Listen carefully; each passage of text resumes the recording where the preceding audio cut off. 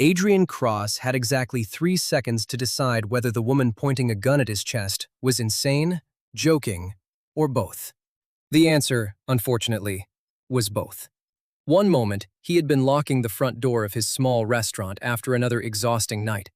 The next, 6 black vehicles had surrounded the sidewalk. Men in dark suits had formed a wall around him, and a tall woman in a silver coat had stepped from the center car as if the entire city belonged to her. She was breathtaking. Long black hair fell over one shoulder, a thin scar crossed her left eyebrow. Her eyes were calm, cold, and strangely familiar. Adrian raised both hands. Behind him, his golden retriever Apollo growled once, saw the strip of steak in the woman's hand, and immediately sat beside her expensive heels. Adrian stared at his dog in disbelief. "Seriously? I rescued you from a storm drain." Apollo swallowed the steak and wagged his tail. The woman almost smiled. Almost. Then a red laser point slid across Adrian's chest. Her expression changed instantly. She fired past his shoulder. A sharp crack rang from the roof across the street, followed by the sound of glass breaking. Before Adrian could turn, she grabbed his tie, pulled him against her, and shoved him into the armored car. "Drive!" she ordered. The convoy exploded into motion. Adrian hit the door lock, but it did not move. The windows were black. The partition in front was sealed. Apollo, the shameless traitor, had somehow jumped inside too, and was now resting his head happily on the woman's lap. "You just kidnapped me," Adrian said. "I prevented your assassination." "By kidnapping me!" "You are welcome." She opened her hand. Lying across her palm was an old brass compass, scratched by fire and age. Adrian stopped breathing. He had not seen that compass in 15 years. The woman's cold eyes softened for the first time. "You told me that if I ever got lost, I should follow the needle home," she whispered. "I followed it back to you, Adrian, and this time I am not letting anyone take you away." Before he could ask her name, she leaned closer and delivered the sentence that would destroy what remained of his peaceful life. "Tomorrow night, you will stand beside me in front of the Moretti Council. You will become my fiancé, and 3 weeks from now, you will marry me." Adrian looked at the gun, the convoy, his happily panting dog, and the woman he had once pulled from a burning car. Then he gave her the only reasonable answer. Absolutely not. 15 years earlier, Adrian had been 12 years old and completely convinced that courage meant never feeling afraid. He learned the truth on a rainy October evening. His mother, Nora, ran a roadside cafe near the old Northern Highway. The place was called Harbor Light, even though the nearest harbor was 30 miles away. Nora said the name did not need to make geographic sense. It only needed to make tired people feel safe. Adrian spent most afternoons washing cups, burning toast, and pretending not to hear his mother tell customers that he would become a doctor one day. He had no interest in becoming a doctor. He wanted to be a firefighter, a race car driver, and a famous chef, preferably all at once. That evening, the storm cut the electricity just before closing. Nora was lighting candles when they heard tires screaming on the wet road. A black sedan tore through the guardrail and rolled into a ditch. A second vehicle stopped 50 yards away. 2 masked men climbed out. Nora immediately pulled Adrian behind the counter and called emergency services. She told him to stay hidden. He lasted 11 seconds. Through the window, Adrian saw flames crawl from beneath the damaged sedan. He also saw a girl's hand strike the rear window from inside. Fear hit him so hard that his knees shook. Every intelligent instinct told him to stay beside his mother. But courage, he discovered, was not the absence of that fear. It was moving while the fear screamed at him to stop. He grabbed the fire extinguisher, ran into the rain, and slid down the muddy ditch. The driver's door was crushed. A man in a suit was unconscious over the steering wheel. In the rear seat, a girl around Adrian's age fought desperately with a jammed buckle. Blood ran from a cut above her eyebrow. "Move back!" Adrian shouted. He smashed the side window with a tire iron. The girl did not scream. She grabbed the metal herself and helped clear the glass. Even trapped in a burning car, she looked furious rather than frightened. Adrian cut the seatbelt, pulled her through the broken window, then crawled back for the driver. Together, he and Nora dragged both survivors away seconds before the fuel line ignited. The masked men approached through the rain. Nora stepped in front of the children with nothing but the empty extinguisher in her hands. Before the attackers could reach them, sirens sounded in the distance. The men ran back to their vehicle and disappeared. The girl watched them go with an expression Adrian would never forget. There were no tears in her eyes. There was only a cold promise of future revenge. At the hospital, she refused to give her name. She sat on the bed wrapped in a gray blanket while doctors treated the driver. Adrian waited with her because Nora said nobody should wake from a nightmare alone. "You were scared," the girl said. Adrian blinked. "Of course I was. The car was on fire." "Then why did you come?" "Because you were still inside." She studied him suspiciously, as though simple kindness was a language she had never learned. Adrian took the cheap brass compass from his backpack. Nora had given it to him for hiking, but he placed it in the girl's hand. "Here. If you get lost again, follow the needle north. Our cafe is beside the northern highway. What if I get lost somewhere far away? Then call me. What if you forget me?" Adrian grinned with the careless confidence of a 12-year-old. "I just ran into a burning car for you. I think I'll remember." For the first time, the girl smiled. "Then promise you'll wait until I come back." "Sure. And promise you won't marry anyone else." Adrian's smile disappeared. "That is a much bigger promise." She held the compass hostage. "Fine," he said. "If neither of us finds someone better by the time we're 30, we can discuss it." The girl considered this compromise, then held out her little finger. "You will regret adding conditions." The next morning, she was gone. Men from a private security company had transferred her and the injured driver before sunrise. Nora tried asking questions, but the hospital claimed no girl matching that description had ever been admitted. The police report disappeared. Even the damaged sedan was removed from the ditch. For several months, Adrian looked for a letter or a phone call. None came. Life moved forward, as life always did. The mysterious girl became a memory connected to rain, fire, and an impossible promise. He did not know her name was Valeria Moretti. He did not know the Moretti family controlled one of the largest shipping empires on the eastern coast, or that its older roots extended into a world where contracts were enforced without courts. And he certainly did not know that Valeria spent the next 15 years searching for the boy who saved her life. At 27, Adrian was no longer interested in being a firefighter, race car driver, and celebrity chef. He had learned that adulthood mostly involved invoices, broken refrigerators, and discovering that flour could somehow enter sealed cabinets. Harbor Light had moved from the highway into the city after Nora's death. Adrian rebuilt it as a warm neighborhood restaurant with blue booths, mismatched coffee mugs, and a menu that changed according to whichever vegetables were cheapest that week. His best friend Theo Mercer ran the kitchen. Calling Theo a chef was technically accurate, although most customers knew him as the loud man who argued with onions. Apollo served as unofficial security, customer therapist, and professional food thief. The restaurant was not glamorous, but it was honest. Adrian knew every regular by name. He gave free meals to ambulance crews and never charged the elderly twins from the apartment upstairs for dessert. After leaving paramedic work to care for Nora during her final illness, the restaurant became the one piece of her he refused to lose. On the night his life changed, Adrian was preparing to propose to Madison Shaw. They had dated for 3 years. Madison said she loved his kindness, his patience, and his cooking. Apparently, she also loved Grant Bellamy, the wealthy investor who had promised to turn her social media account into a luxury brand. Adrian discovered this when he arrived at Madison's apartment with a ring and found Grant wearing Adrian's bathrobe. There were many ways a man could respond to betrayal. Theo later claimed he would have thrown Grant through a window. Apollo would probably have accepted steak from both sides. Adrian simply placed the ring box back in his pocket. Madison followed him into the hallway. "Adrian, wait. This isn't what it looks like." He glanced through the open door. Grant was pouring wine in the robe, and 2 packed suitcases carried Madison's initials. "Then your apartment has developed a very creative visual metaphor." She lowered her voice. "I was going to tell you, Grant can help my career. He knows people. He has a future. And I don't. You are 27 and still running your mother's diner. You turned down a hospital position to serve soup. I can't keep waiting for you to become ambitious." Adrian felt the words land, but he did not allow them to decide his value. He removed Madison's key to Harbor Light from her keyring. Then he took back the emergency credit card she had used twice that month without telling him. "You're right about one thing," he said. You shouldn't keep waiting. We're done. Madison's eyes widened. Perhaps she expected tears. Perhaps she expected him to compete for her. Instead, Adrian walked away without raising his voice.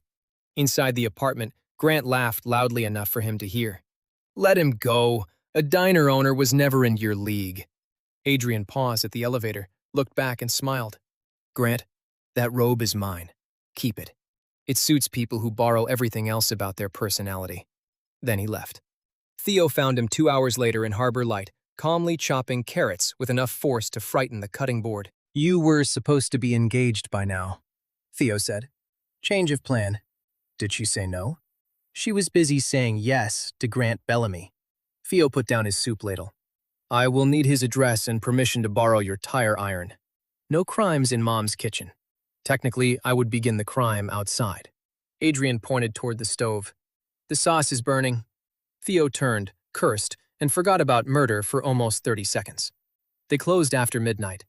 Theo offered to stay, but Adrian wanted silence. He cleaned every surface twice, counted the register, and finally stepped outside with Apollo.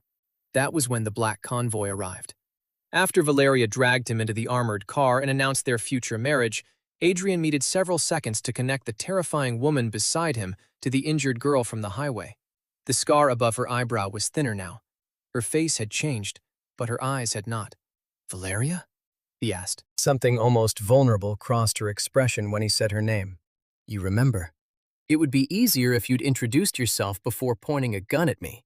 The gun was pointed past you. That distinction feels much less comforting from my side of the barrel.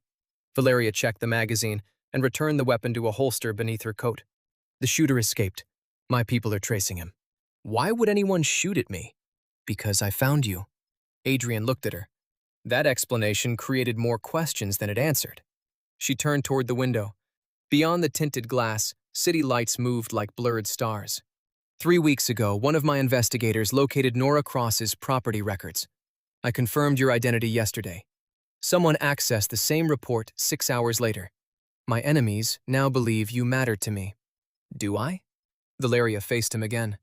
The coldness in her eyes cracked just enough to reveal 15 years of anger, relief, and loneliness. More than anyone. The honesty of her answer unsettled Adrian more than the gun. You don't know me anymore. I know you became a paramedic at 19. I know you received a commendation for entering a collapsed parking garage against orders. I know you left emergency medicine when your mother became sick. I know Harbor Light was 6 weeks from foreclosure last winter, and you sold your apartment rather than dismiss 2 employees. I know you pretend not to like cinnamon, but every Sunday you eat the broken rolls before opening. Adrian stared at her. That is not knowing me. That is surveillance. Valeria seemed genuinely confused by the distinction. Information is how I keep people alive. And kidnapping is how you make friends? I am not trying to make you my friend. Apollo chose that moment to roll over so Valeria could rub his stomach. Adrian pointed at the dog. Do not encourage her. The convoy left the city and passed through iron gates guarded by cameras. Ahead stood an enormous stone mansion overlooking a lake. Warm lights burned in dozens of windows, but the building felt less like a home than a fortress pretending to be elegant.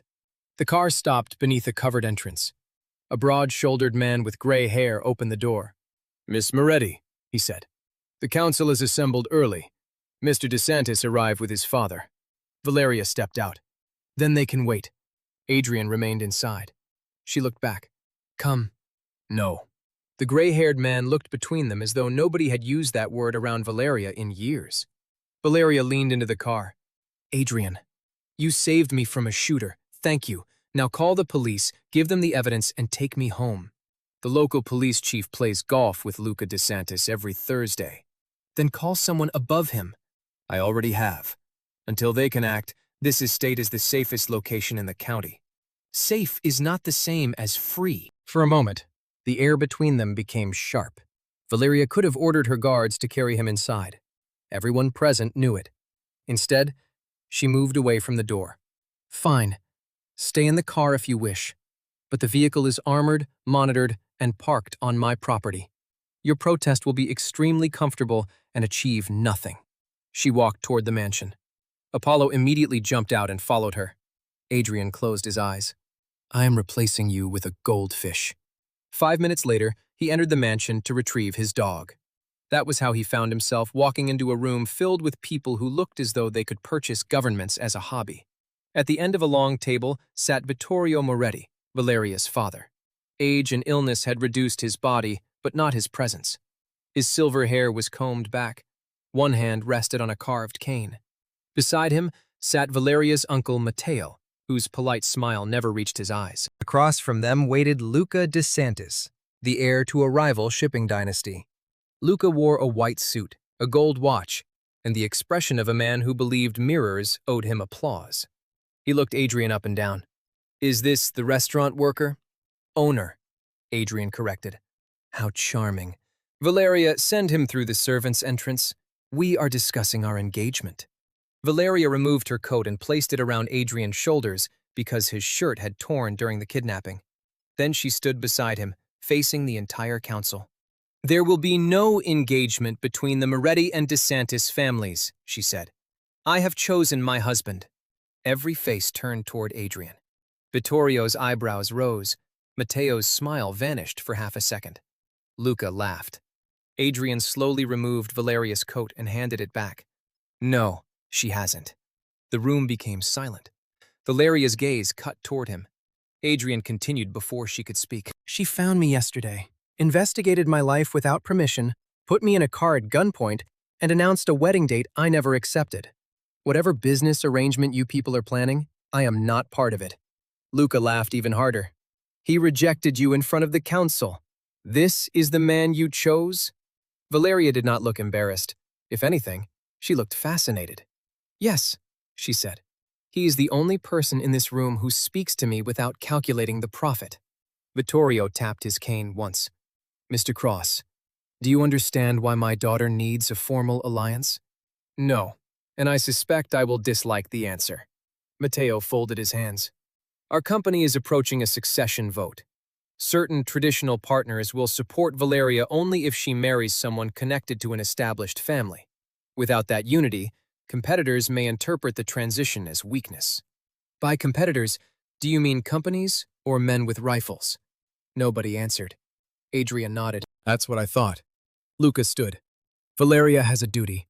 She will marry me, combine our organizations, and end this childish rebellion." Valeria's voice dropped. "Sit down." Luca ignored her and reached for Adrian's shoulder. Adrian moved first. Years of emergency work had taught him how to control panicked and violent patients without injuring them. He caught Luca's wrist, turned it, and guided him face first onto the table in one clean motion. The council members recoiled. Several guards reached beneath their jackets. Adrian kept his voice calm. "Do not grab strangers. It creates misunderstandings." Valeria's mouth curved into a small, dangerous smile. "Let him go," she said. Adrian released Luca immediately. Luca staggered upright, red with humiliation. "I will destroy that pathetic restaurant," he hissed. Valeria's smile disappeared. "If a window at Harbor Light breaks, I will assume you threw the stone. If one employee receives a threatening call, I will assume you made it. If Adrian stubs his toe, I will investigate your shoes. Choose your next sentence carefully." Luca looked around the room and realized nobody intended to rescue him. He straightened his jacket and left with his father. Vittorio waited until the doors closed. "You chose a difficult man," he told his daughter. "I chose him when I was 12. Adrian rubbed his forehead. "You did not choose me. You extracted a conditional promise from a child while holding his compass hostage." "A promise is a promise." "Not when one party had not started algebra." For the first time that night, Vittorio laughed. Matteo did not. Adrian noticed. Vittorio dismissed the council and invited Adrian to his private study. Valeria tried to follow, but her father stopped her at the door. "If you intend to marry the man, allow him 5 minutes in which you are not answering for him."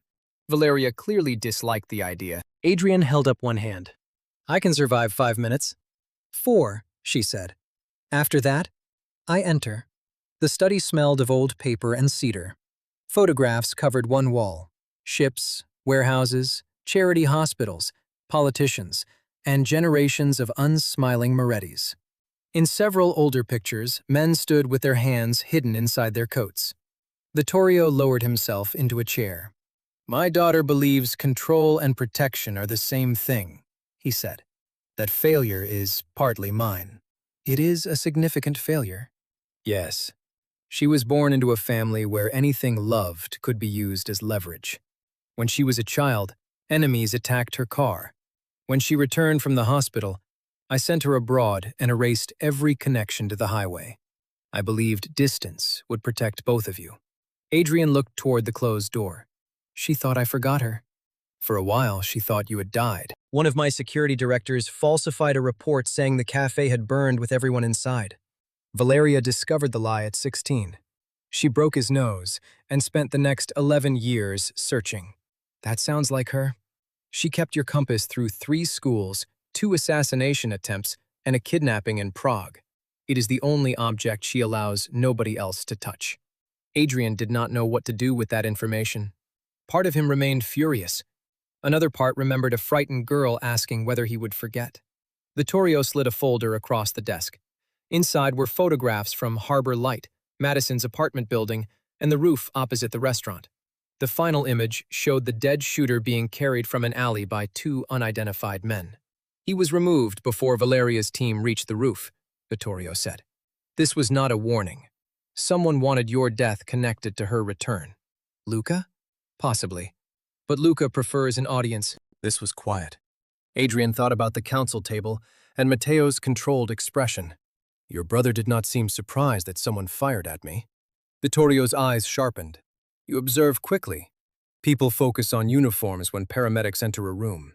It teaches you to watch the ones who aren't looking. Matteo believes Valeria is too young and too sentimental to lead. He has supporters, but accusing him without proof would divide the company.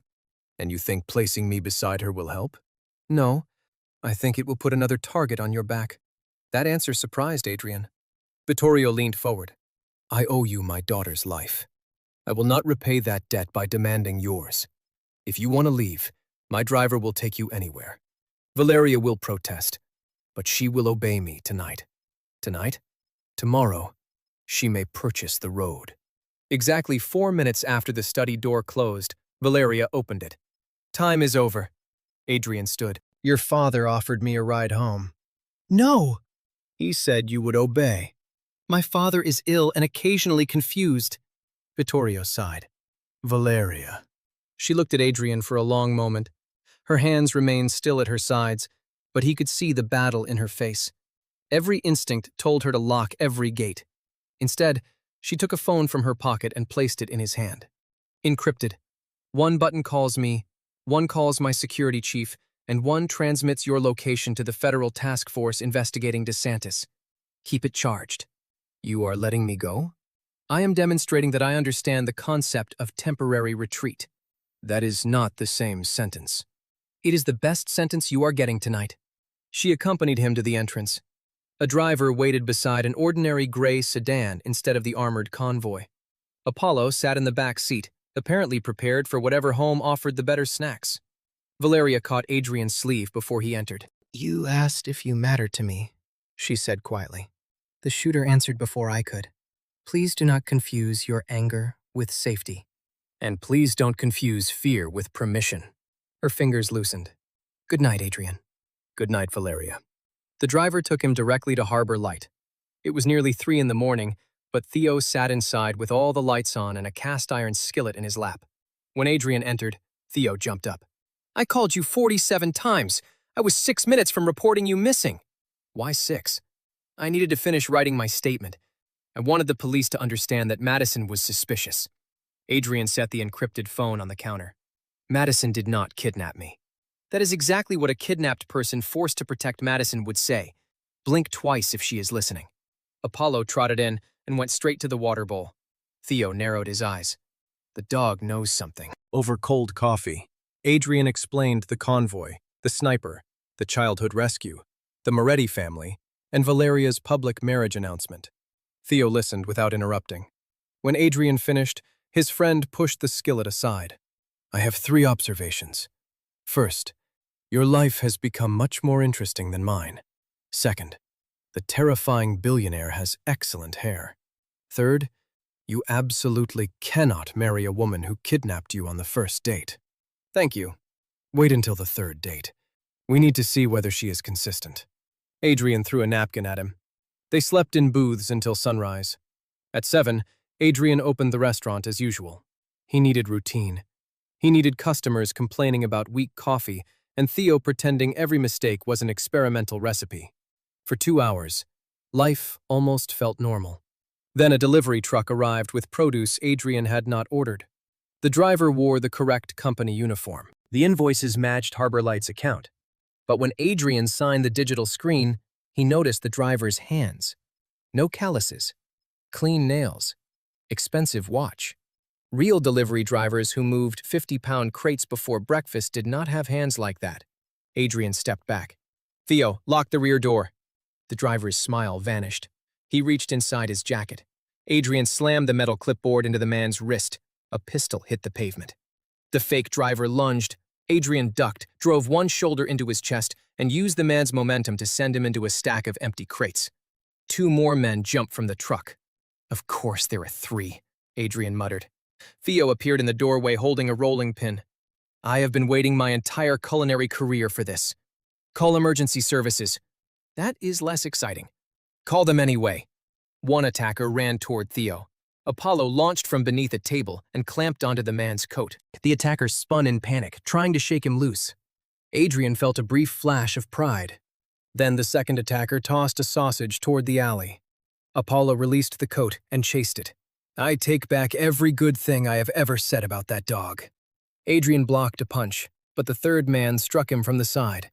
Pain exploded across his ribs. He hit the wall, recovered, and grabbed the fire extinguisher. White powder filled the loading area. In the confusion, he pulled Theo inside and slammed the steel door. Bullets struck the other side. Customers screamed in the dining room. Adrian's training took control. He ordered everyone away from windows, guided them through the side exit, and checked a woman who had fallen during the panic.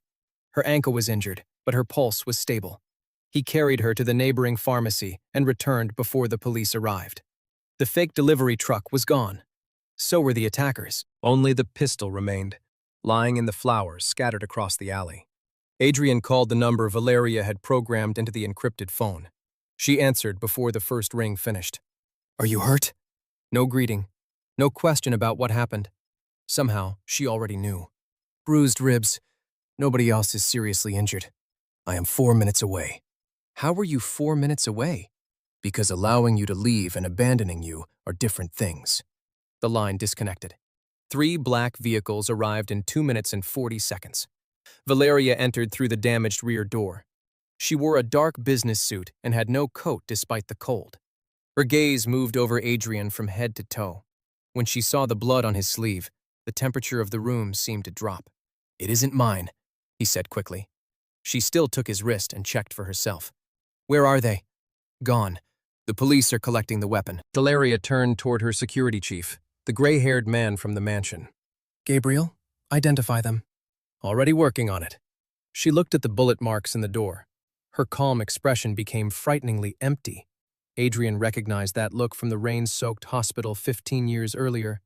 No warehouses, he said. Valeria glanced at him. What? No dragging suspects into empty buildings, no broken fingers, no people disappearing because they threatened me. We report what happened, preserve evidence, and work with investigators.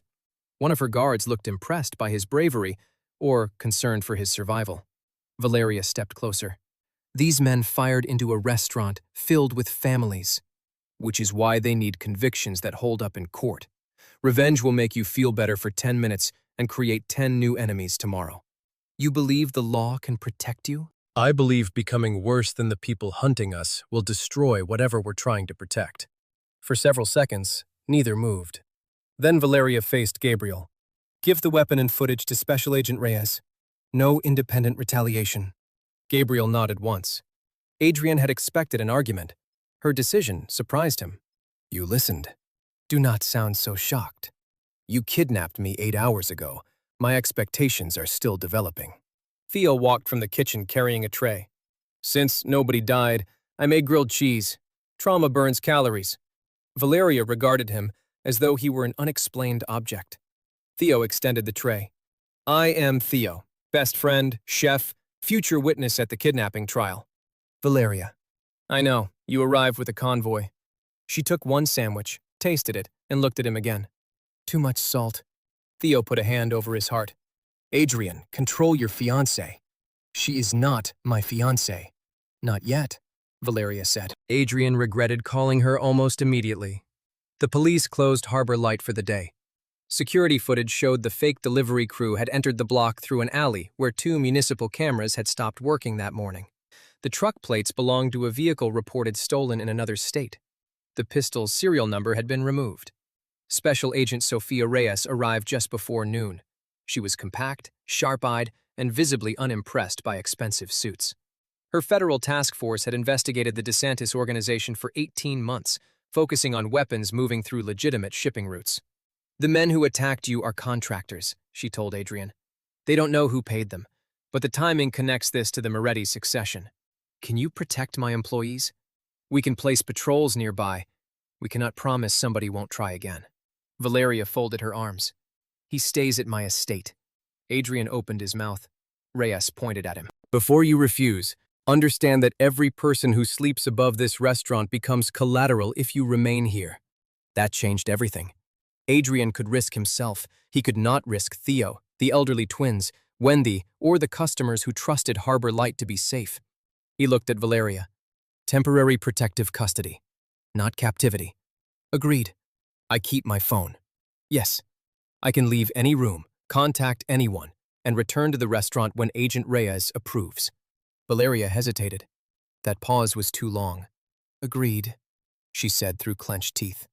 No announcing an engagement without my permission. No tracking devices in my clothes. No entering my bedroom without knocking. No ordering your employees to report everything I eat. The last condition is unreasonable. Valeria. Fine. Theo raised one finger. Can the dog come? Adrian looked at Apollo, who was now leaning against Valeria's leg. Apparently, the dog is already chosen. That afternoon, Adrian returned to the Moretti estate voluntarily, although 3 armored cars and 12 guards made the word voluntarily feel ambitious. Valeria gave him a guest suite in the West Wing. It had a sitting room, a fireplace, and a bathroom larger than Harbor Light's kitchen. Fresh clothes filled the closet in exactly his sizes. He held up a tailored shirt. How did you know my measurements? Valeria stood in the doorway. Professional estimation. That sounded like a lie. It was a very professional lie. He checked the jacket and found a small black disc sewn beneath the collar. Valeria reached forward, removed it, and placed it in her pocket. A tracking device? The tailor misunderstood your preferences.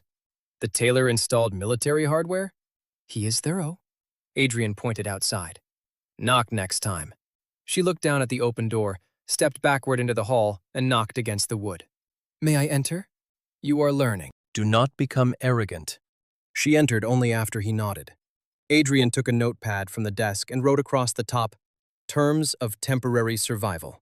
Valeria watched him list every boundary they had discussed. You are writing a contract? She asked. Your family seems to respect paper more than conversation. Contracts are useful. Good. Rule 1. Neither person may use threats, armed guards, financial pressure, or family obligations to force romantic affection. Very specific. I met you yesterday. You met me 15 years ago. Rule 2. Any public statement about engagement requires 2 signatures. Rule 3. No surveillance of private spaces. Rule 4. If either person says stop, the other stops. Immediately. The humor left Valeria's face. She read the rule twice. Agreed. Adrian looked up. No argument? I want you beside me. I do not want an empty version of you that obeys because it is afraid. It was the most emotionally intelligent sentence she had spoken since the kidnapping. He handed her the pen. Valeria signed. Add one condition for me, she said. Which is? If you believe you are in danger, you call me before attempting something heroic and stupid. Those are 2 subjective categories. I will define them. Then no. They compromised on a requirement to inform each other before deliberately entering known danger. Both signed the page. Valeria took a photograph of it, then Adrian locked the original in the desk. Now what? He asked. Now you come to dinner. Is that an order? She paused. Would you have dinner with me? Yes. Valeria looked almost offended by how easily the polite question worked. Dinner was served in a room designed for 30 people. Only Vittorio, Valeria, Adrian, and Apollo were present. Matteo claimed to have urgent business in the city. The chef brought 7 courses arranged like pieces of modern art. Adrian respected the technique, but after the 3rd plate containing more empty porcelain than food, he became nostalgic for Theo's salty grilled cheese. Vittorio asked about Harbor Light. Adrian explained the restaurant's community meal program and the debts remaining from Nora's treatment. I can remove those debts tomorrow, Valeria said. No, it would be a rounding error. It would also create an obligation I did not choose. Her jaw tightened.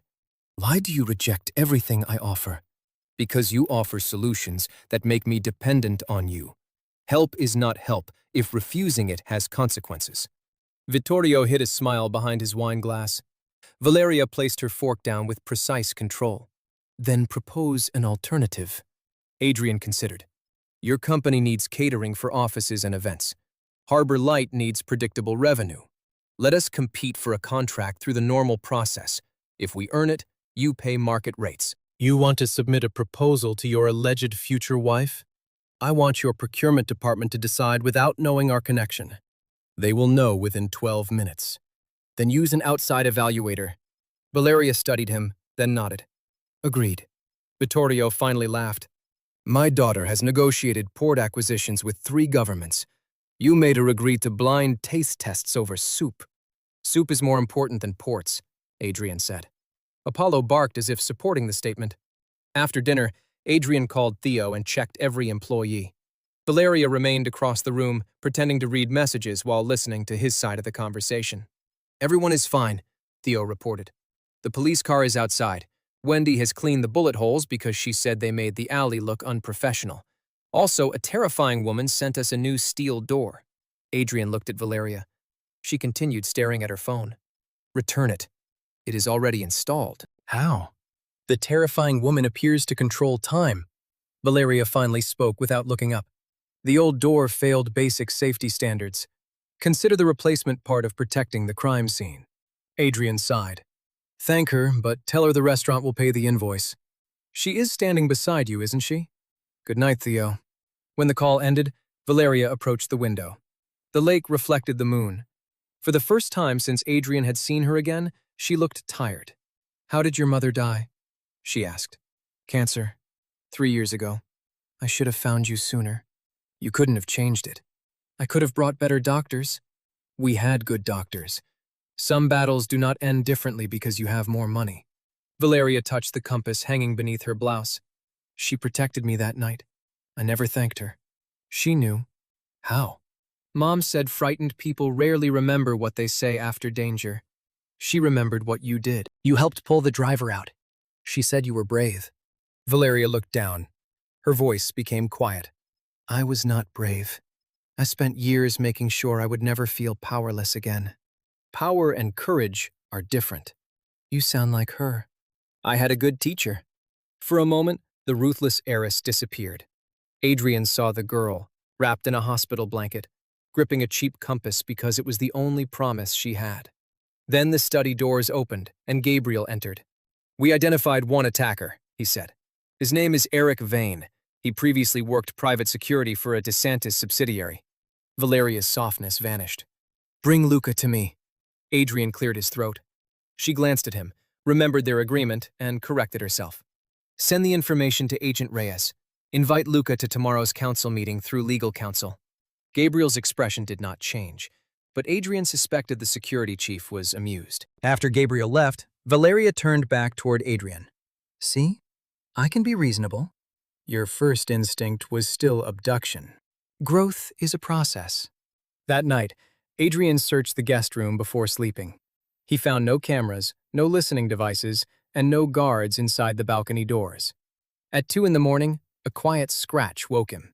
He switched on the lamp and discovered Apollo sitting beside the bed with Valeria's expensive silk scarf in his mouth. Where did you get that? Apollo wagged his tail. Adrian opened the door. Valeria stood in the hall wearing black pajamas and holding half a steak. "He stole my scarf," she said. "You bribed him. We formed a strategic partnership. It is 2 in the morning. I could not sleep." Adrian leaned against the doorway. "Neither could I." Valeria looked past him toward the untouched bed. "Are you afraid here?" "A little." Her expression tightened. "Not only of the people outside," he added. "I woke up yesterday expecting a normal life. Now strangers are shooting at my restaurant, a criminal dynasty knows my name, and a woman from my childhood thinks a promise made at 12 gives her permanent rights over my future." Valeria absorbed the words without defending herself. "I am sorry," she said. The apology was so unexpected that Adrian straightened. "For which part?" "For making the first moment you saw me again another emergency. I imagine finding you thousands of times. None of those versions included a sniper." "Did they include ropes?" "Some of them." He stared. "That was a joke," she said. "You need more practice." Valeria held out the steak. "Would you like to share my strategic partnership?" Adrian accepted half. They sat on the floor in the hallway, eating cold steak while Apollo moved between them collecting pieces from both sides. It was not romantic. It was not normal. But it was the first conversation they had that did not feel like a negotiation conducted during a hostage crisis. By morning, someone had tried to kill them again. Adrian woke to the smell of bitter almonds. Most people would have noticed nothing beneath the coffee, polished wood, and expensive flowers. Adrian had encountered cyanide exposure during paramedic training. Real cases did not always smell like almonds, and not everyone could detect the odor, but the memory was enough to make him stop before entering the breakfast room. A maid stood beside the table pouring tea. Vittorio sat near the window reading a report. Valeria approached from the opposite hall. Adrian saw a faint white residue along the rim of Vittorio's cup. "Don't drink that!"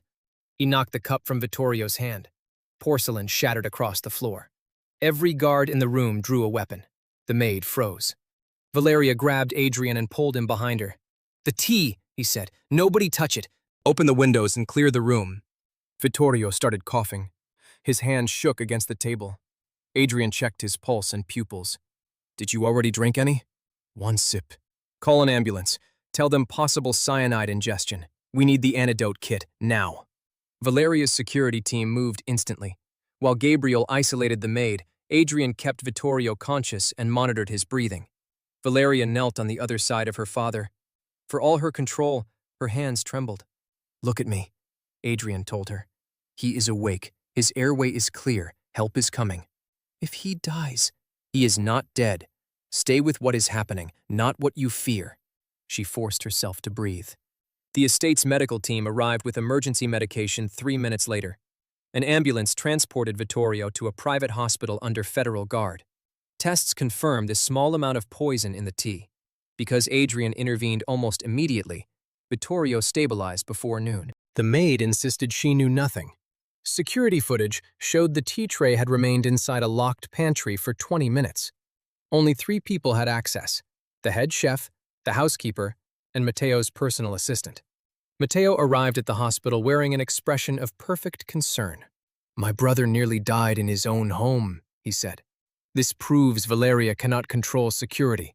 The succession meeting must be delayed." Adrian watched from the corridor. Matteo asked about the council before asking whether Vittorio was conscious. Valeria noticed too. "The vote proceeds on Friday," she said. "My father signed the authorization this morning." "Before or after he was poisoned?" "Before." Matteo turned to Adrian. "And the restaurant owner happened to identify an invisible poison? How convenient." "I worked emergency medicine." "Or you placed it there and created a rescue to earn our trust." Valeria stepped between them. "Accuse him again without evidence and this conversation will become inconvenient for you." Adrian touched her arm. "I can answer for myself." He faced Matteo. "If I planned to poison Vittorio, I would not choose a substance with a recognizable odor, serve it in a room full of witnesses, and announce the exact antidote. Also, I arrived at the estate with no access to the pantry. Your assistant had access for 7 months. Would you like Agent Reyes to compare those facts?" Matteo's polite smile returned, but his eyes remained hard. "You learn quickly, Mr. Cross. Be careful. Families like ours are complicated. So are restaurant health codes. I have survived worse. Matteo left. Valeria watched him disappear into the elevator. You suspect him? So do you. Suspicion is not proof. Then we find proof without announcing what we're looking for. She looked at Adrian differently after that, not as a memory she had recovered or a person she needed to hide behind walls. For the first time, she looked at him as a partner. Vittorio remained hospitalized for observation. Valeria moved her headquarters to the estate, and the mansion filled with lawyers, auditors, and security specialists. Adrian expected her to lock him in the West Wing. Instead, she included him in meetings connected to his safety and excluded him from company matters that did not concern him. She was trying. Her version of trying remained alarming. When Adrian asked to exercise outside, she assigned 6 guards and an armored golf cart.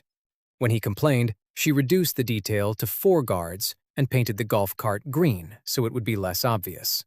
When he said he wanted to cook lunch, she evacuated the estate kitchen so no employee could approach him with a knife. When he reminded her that kitchens required knives, she stood 2 feet away, watching him cut vegetables until he threatened to make her peel 50 pounds of potatoes. Valeria accepted the challenge. She had never peeled a potato. Her first attempt removed half the vegetable. Her second sent the potato across the room. Apollo caught it in midair and ran. Adrian laughed before he could stop himself. Valeria slowly turned. Do you find this amusing? A little. She selected another potato. Then I will master it. 2 hours later, every potato in the mansion had been peeled with terrifying precision. That evening, she ordered the kitchen staff to purchase 300 more. Adrian canceled the order. Theo visited on the 3rd day with clean clothes, financial records, and enough gossip to qualify as a public service. At the front gate, security searched his truck, his bags, and a sealed container of soup. Theo looked at Gabriel. If you put one finger in that soup, I will tell your boss you insulted her future husband's recipe. Gabriel withdrew his hand. Excellent choice. Inside, Theo immediately noticed Apollo sleeping beneath Valeria's desk on a custom leather dog bed. You have been replaced, he told Adrian. I know. Valeria entered carrying a folder. Apollo jumped up and followed her. Theo shook his head. That dog has no loyalty. Valeria handed Adrian the folder. The independent evaluator chose Harbor Light for the regional office catering trial. Your proposal ranked first on quality and second on cost. Adrian checked every page. The evaluator's name, rubric, and competing bids were included. You really made it blind. You asked me to. Thank you. The simple appreciation affected her more than he expected. She looked away, pretending to adjust her cuff.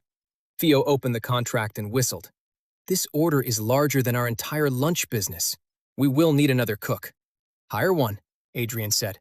Can we hire one of the men at the gate? The bald one looks like he respects sanitation. They are security officers, not kitchen staff, Valeria replied. Theo nodded thoughtfully.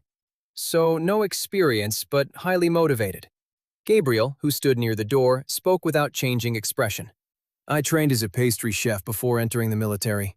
Everyone stared at him. What? He asked.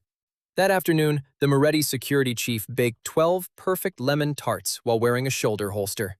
Theo offered him a weekend position. Gabriel said he would consider it. The absurdity gave Adrian his first genuinely peaceful day at the estate. That peace ended when Madison arrived at the gate. She came with a camera operator and Grant Bellamy.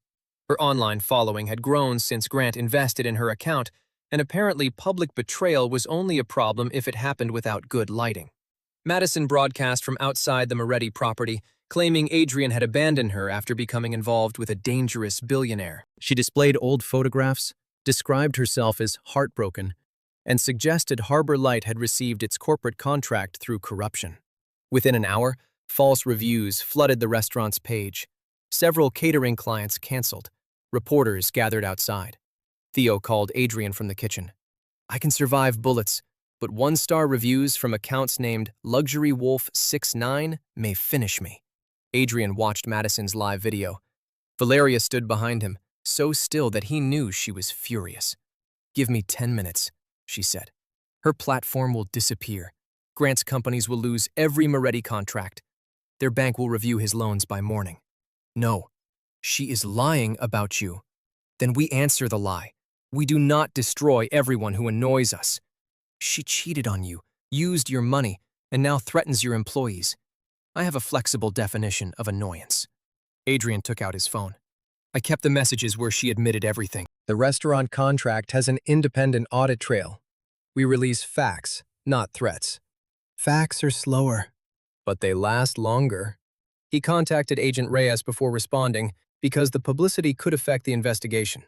Reyes advised him to keep the statement narrow. Adrian then recorded a 2-minute video from the estate kitchen. He did not insult Madison. He did not mention Valeria's family. He simply explained that his former relationship ended after he discovered infidelity, showed the dated message in which Madison acknowledged it, and published the catering evaluation with private information removed. Harbor Light earned this work, he concluded. My employees should not lose their livelihoods because somebody decided a breakup needed an audience.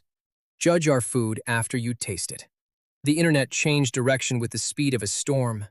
Viewers compared timestamps. A neighbor posted footage of Grant entering Madison's apartment weeks before the breakup. A former client described Grant's history of refusing payments. The independent evaluator confirmed the blind process. Most importantly, customers began ordering food from Harbor Light to show support. The phone rang until Theo disconnected it. Madison ended her broadcast. Valeria watched Adrian's video twice. You could have humiliated her more, she said. Probably. You chose not to. Winning is not the same as causing maximum pain. She looked toward the window. In my family, it usually is. Maybe that is why your family keeps creating enemies. The next morning, Valeria did something more impressive than destroying Madison's career. She did nothing. No secret calls, no canceled loans, no threats delivered by men in dark cars. She allowed the evidence to speak for itself. Adrian noticed. So did Mateo. At the emergency council meeting that afternoon, he argued that Valeria's attachment to Adrian made her weak. The girl who once punished disloyalty immediately now asks permission from a restaurant owner, Mateo said. If she leads, every rival will use him to control her. Valeria sat at the head of the table. Adrian watched through a secure video connection from another room at Agent Reyes's request. Restraint is not weakness, Valeria replied. Destroying a person because they criticize me would prove I cannot distinguish personal anger from company interest. Several younger board members nodded. Mateo changed tactics. Then perhaps Mr. Cross is more intelligent than he appears. Perhaps his refusal is theater, designed to gain your confidence. You believed he was irrelevant 2 days ago. Decide which accusation you prefer. The vote to delay succession failed by 1 seat. As members left, Mateo's assistant, Colin Ward, placed a hand on the conference table. For a fraction of a second, Adrian saw a pale chemical burn between his thumb and forefinger. The same hand had access to Vittorio's pantry. Adrian paused the video and enlarged the image. Valeria, ask security not to stop Colin when he leaves. Why? Because if we arrest him now, Mateo will say an assistant acted alone. Follow him. See where he believes he is safe. Valeria gave the order to Gabriel. Colin drove from the estate to an apartment in the industrial district. He remained inside for 20 minutes, then carried a small bag to a public trash compactor. Federal agents recovered the bag before collection. Inside were nitrile gloves, a vial containing poison residue, and a disposable phone. The phone held only one saved draft. Vote delayed. Old man stable. Girl distracted by North Star. North Star was the symbol printed on Harbor Light's original highway sign. Someone knew more about Adrian's childhood than they should. Agent Reyes arrested Colin quietly. During questioning, he admitted poisoning the tea, but claimed an unknown caller had threatened his family. He gave investigators access to a hidden payment account routed through 6 companies. The final company belonged to a DeSantis holding group. The evidence appeared to point directly at Luca. Adrian did not believe it. Too easy, he said. Luca is arrogant, not careful. Whoever planned this wants us to attack him before the succession vote. Valeria studied the financial chart on the library wall.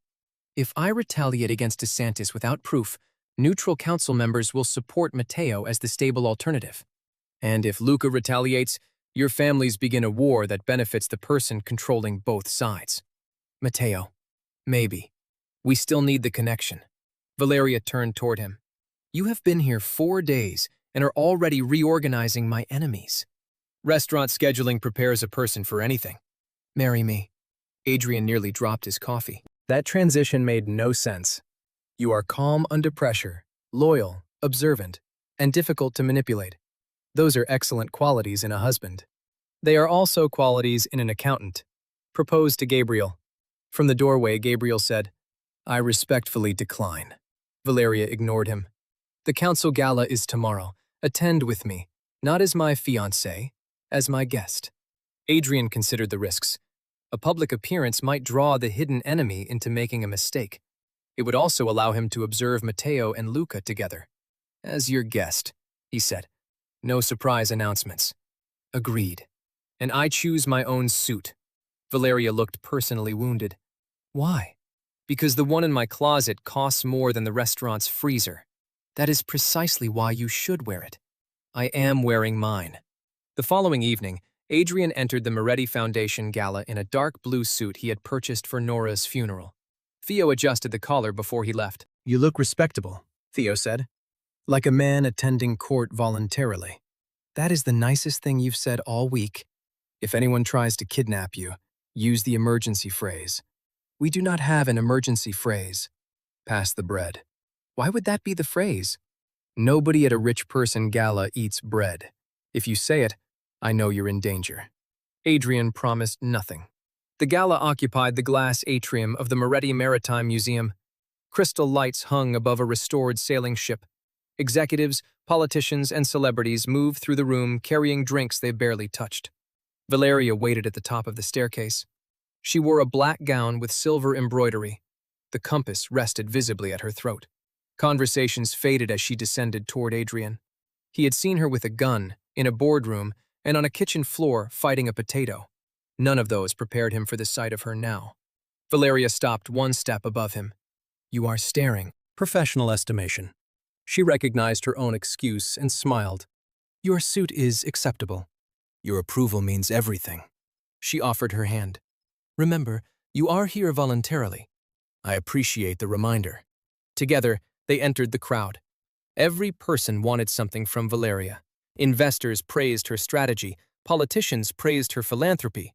Older council members praised her father while calculating whether he would survive the week. Adrian noticed how quickly her face became a mask.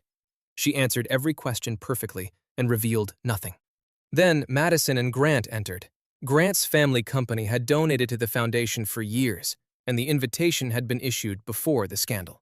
Madison wore a red dress and the expression of someone determined to recover control of the narrative. She approached Adrian while cameras followed. I didn't expect you to come, she said. You came to an event hosted by the woman you accused me of using. I assumed you expected an audience. Grant stepped forward. Don't act important because Valeria Moretti brought you as entertainment. Men like you do not belong in rooms like this. Adrian looked around the museum. My name is on a ticket, and yours is on a donation receipt. It appears both of us paid to enter. Several nearby guests laughed. Grant's face tightened. Do you know what her family does to people once they become inconvenient? Yes, Adrian said. I have been working on their communication style. Valeria appeared at his side. Madison immediately became pale. Valeria could have crushed them with a sentence. Adrian saw the temptation in her eyes. Instead, she looked at him and waited. He understood what the pause meant. She was giving him the choice. We have nothing left to discuss, Adrian told Madison. I wish you the life you chose. Please stay out of mine. Then he offered Valeria his arm. She accepted. They walked away without threats, ruined careers, or broken glass.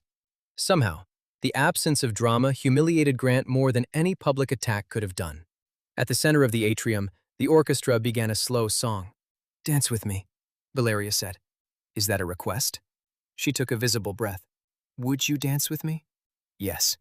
Adrian placed one hand at her waist. Valeria's fingers rested against his shoulder. She moved with perfect confidence, but he felt tension beneath her control. You have done this before, he said. Diplomatic training. You mean rich person survival lessons. Essentially. As they turned beneath the lights, Adrian noticed Matteo near the balcony speaking with Luca. The men stood too close for enemies and separated the instant they saw him watching. 3 o'clock, Adrian murmured. Valeria guided the dance without turning her head. I see them. They are cooperating. Or pretending to cooperate because they want us to think they are. You are suspicious of everything. It has kept me alive. Adrian's hand tightened slightly at her waist. It has also kept you alone. For one beat, Valeria missed a step. The song ended. Applause filled the atrium. She did not release his hand. Come with me, she said. She led him onto a quiet terrace overlooking the river. Cold wind lifted her hair. The noise of the gala faded behind the glass doors. When I was abroad, she said, I hired people to search hospitals, schools, property records, and cemeteries. Every time they found someone named Adrian Cross, I traveled there. One was 72. One was a child in Canada. One had been dead for 9 years. Adrian said nothing. Eventually, I stopped expecting to find you alive. Then 3 weeks ago, Gabriel placed a photograph on my desk. You were standing outside Harbor Light, holding a box of vegetables and arguing with a parking officer. The loading zone sign was unclear. I memorized that photograph. I wanted to come immediately, but if I approached openly, my enemies would see you. I investigated first. I made plans. I prepared a secure house. I prepared legal documents. I prepared everything except the possibility that you would look at me and say no. Most people prepare for that before proposing marriage. I am not most people. I noticed. Valeria touched the compass. When you rejected me in the council room, I wanted to lock every door, not because I wanted to hurt you, because losing you again felt impossible. Adrian stepped closer. You cannot prevent loss by turning people into possessions. If I stay because I have no exit, you have not found me. You have only built a prettier cage. The words struck her. She looked toward the river for a long time. Then tell me how to keep you. You don't. You give me reasons to return. Valeria met his eyes. May I kiss you? She asked. The question mattered more than the kiss. Adrian placed a hand against her cheek. Yes. This time there were no guns, no threats, and no audience. Valeria kissed him carefully, almost uncertainly, as if control were easier for her than tenderness. Adrian felt the years between the burning car and the terrace collapse into one quiet moment. Then the museum alarms began screaming. The glass doors locked automatically. Smoke poured from a ventilation grate. Guests shouted inside the atrium. Valeria reached for her hidden weapon. Adrian saw a catering employee collapse beside the service corridor. It isn't fire, he said. Something is in the air. He wrapped a cloth around his mouth, shattered the terrace emergency panel, and released the doors manually. Valeria ordered security to evacuate the atrium, while Adrian crawled toward the fallen employee. The man's breathing was shallow. His pupils were pinpoints. Opioid aerosol or another sedative, Adrian shouted. Tell paramedics to bring the lock zone and respirators. Shut down ventilation. Guests pushed toward the exits. Valeria climbed onto the stage and took command, directing people through multiple doors to prevent a crush. Her voice cut through the panic. Adrian administered naloxone from the museum's emergency kit and restored the employee's breathing. Then he noticed 2 men in maintenance uniforms moving against the crowd toward Vittorio's wheelchair. They were not affected by the gas. Both wore compact respirators beneath their masks. Valeria! She followed his gaze. One attacker drew a pistol. Valeria fired first, hitting his shoulder. The second seized Vittorio's chair and pulled it toward the service elevator. Adrian grabbed a brass barrier post and jammed it through the rear wheel. The chair stopped. The attacker turned his weapon toward Adrian. Gabriel tackled him before he could fire. Within minutes, federal agents secured the museum. Most guests recovered quickly after reaching fresh air. The catering employees survived. Both attackers were arrested alive. One carried a DeSantis security badge. The other carried a photograph of Adrian taken outside Harbor Light 15 years earlier. On the back, someone had written 2 words. Finish it. The photograph changed the investigation. Until that moment, Agent Reyes had treated Adrian as recent leverage against Valeria. Now somebody had proven they knew exactly where he came from and how the Moretti connection began. The injured attackers were transported to separate hospitals. One refused to speak. The other, a former DeSantis guard named Owen Pike, asked for protection before the doctors finished treating him. We received instructions through a broker called the Architect, Pike told investigators. The job had 2 targets. Take Vittorio alive. Kill the restaurant owner where Valeria could see it. Why? Reyes asked. The old man was insurance. The boyfriend was punishment. Pike had never met the architect. Orders arrived through prepaid devices, and payment moved through accounts identical to those used for Colin Ward. The attackers wore DeSantis badges because they were told Moretti security would hesitate to shoot during the confusion. Luca denied everything. For once, Adrian believed him. "If I wanted you dead, I would not give the killer my employee identification," Lucas said during a monitored interview. "I may dislike you, but I am not an idiot." Adrian looked through the glass at Agent Reyes. "The final statement remains under review," he said. Lucas slammed both hands on the table. "My family's accounts were used too. Someone is framing us." "Who has access?" "My father, our finance director, and senior partners." "Including Matteo?" Lucas stopped. His father and Matteo had secretly created joint companies years earlier. The arrangement moved money around taxes and board oversight. Luca knew enough to enjoy the profits, but not enough to understand the structure. Matteo had access to dormant accounts, old security badges, and the names of former guards. Still, the evidence remained circumstantial.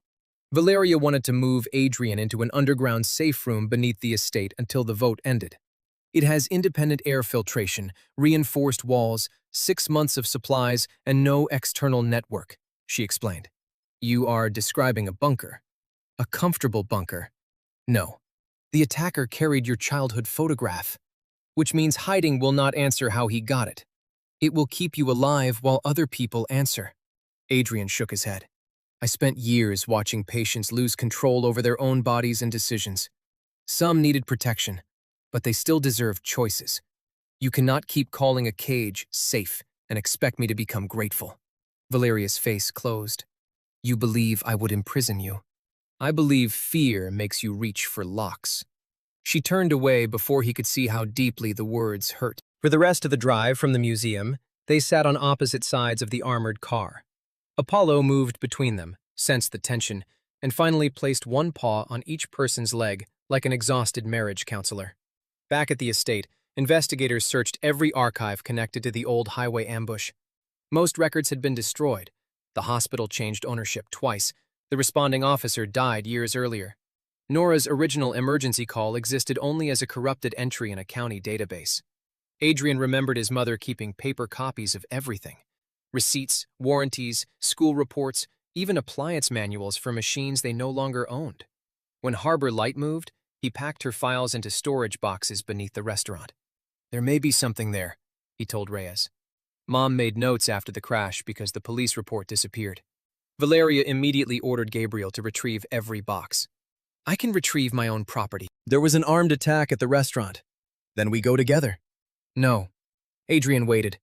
Valeria looked at the written agreement displayed on her phone. Her mouth tightened.